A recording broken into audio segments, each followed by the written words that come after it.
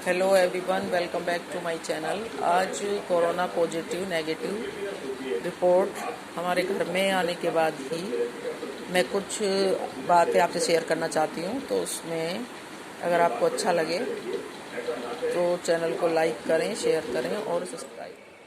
तो चलिए स्टार्ट करते हैं।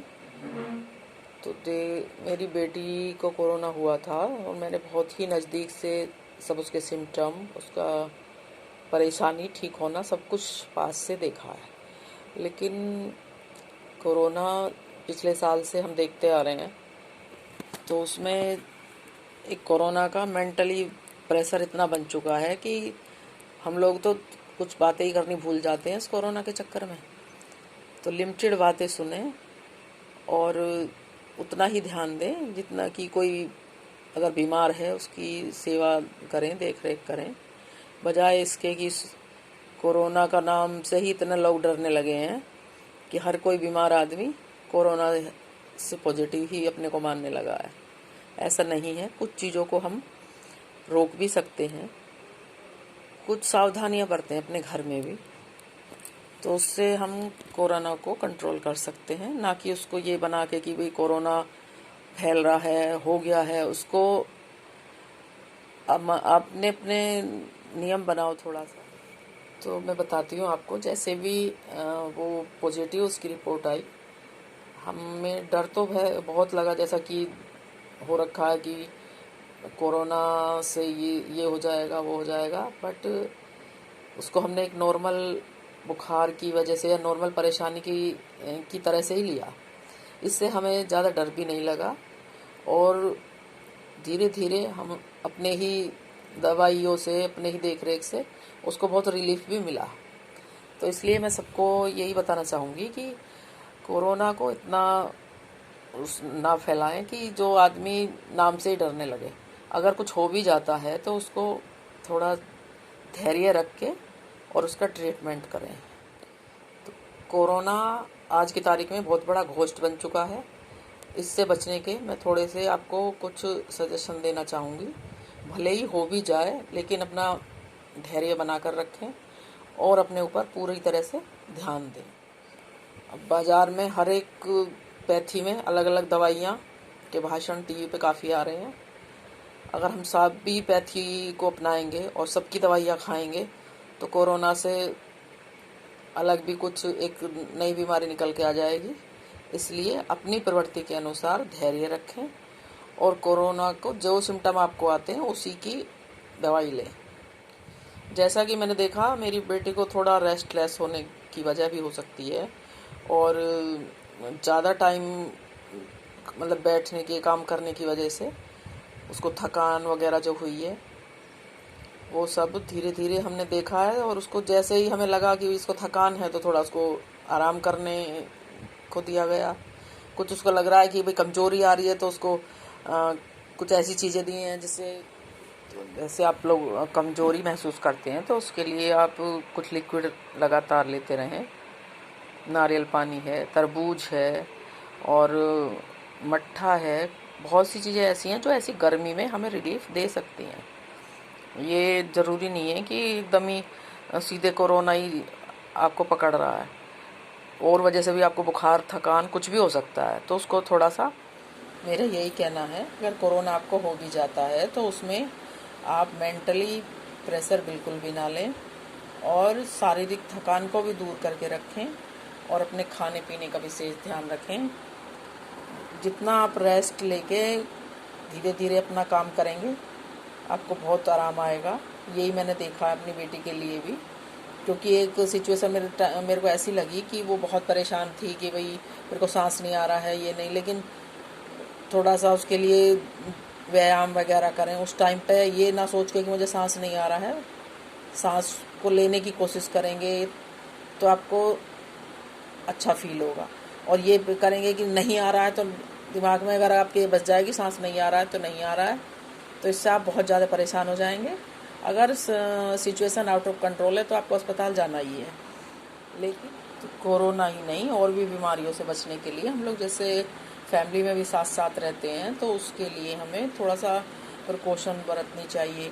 कोई सुबह ही अपना ब्रश वगैरह करते हैं तो उसको अच्छे से वॉश बेसिन को साफ़ करें, या टॉयलेट जितने ज़्यादा से ज़्यादा हो उतना ज़्यादा बेहतर रहता है, जाके और अपना उसको अच्छे से पानी डालें। तो इससे बहुत सारे लोग साथ रहते हैं तो उन्हें थोड़ा इजी पड़ जाता है।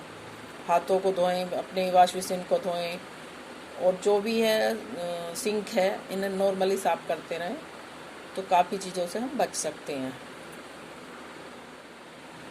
कोरोना पॉजिटिव भी अगर आप हैं तो दिल दिमाग को शांत रखें, खाने पीने का ध्यान रखें। मेरा यही कहना है और मेरा यही एक्सपीरियंस भी है। हमें भी डर लगता है, पूरे दिन हम कोरोना की बातें सुनते रहते हैं तो बिल्कुल दिमाग जो सुन्न हो जाता है, लेकिन ऐसा ही सब करेंगे तो एक आपदा सी अपने आप में ही आ जाती है। कुछ विशेष बातें हैं जो मैं बतानी चाहूँगी जो आप नियमित रूप से कर सकते हैं तो काफ़ी कुछ आराम मिल सकता है। जैसे आप बाहर जाते हैं तो बाहर की चप्पलों को बिल्कुल अंदर ना लाएं, क्योंकि चप्पल से बहुत ज़्यादा गंदगी घर में आ जाती है। जो आपके बाहर यूज़ करने की चप्पल है उनको बाहर रखें। कहीं भी घूम के आप आते हैं सबसे पहले आपकी चप्पल में ही सब कुछ आता है। इतनी जगह हम हाथ भी नहीं लगाते हैं जितनी जगह हमारे पैर पड़ते हैं।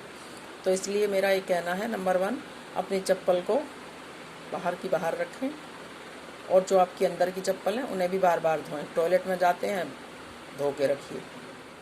कोरोना को एक घोस्ट का रूप देने से पहले अपने आप को थोड़ा संभालना सीखेगा हर व्यक्ति, तभी इस कोरोना से मुक्ति भी मिलेगी और इसका डर भी कम होगा।